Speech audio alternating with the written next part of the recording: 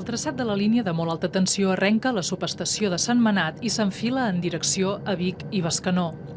La mat, que es va començar a construir al maig del 2007, ja es pot veure acabada en aquest tram. Són 86,3 quilòmetres de torres d'entre 60 i 80 metres d'alçada, segons l'orografia del terreny i la funció que fan.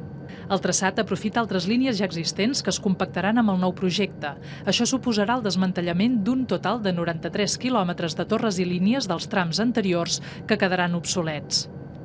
Arribem a la subestació de Bescanó, que constitueix el nus central del corredor elèctric de la mat.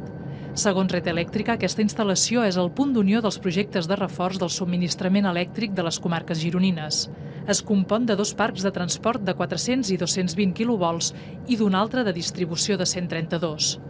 A partir de la subestació de Bescanó, la mat no està operativa, però sí que ja es poden veure una desena de torres que s'estan aixecant.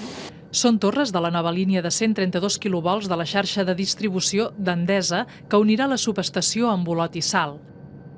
Pel que fa a la mat, seguim el traçat paral·lel a l'AP7 en direcció nord, un total de 41 quilòmetres amb un centenar de torres que encara s'ha de començar a construir.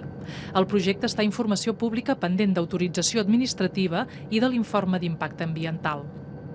Arribem a Santa Llogaia d'Àlguema. Aquí és on s'ha de fer la interconnexió elèctrica amb França. El Ministeri d'Indústria va donar a principis d'any llum verda per començar la construcció de la subestació convertidora.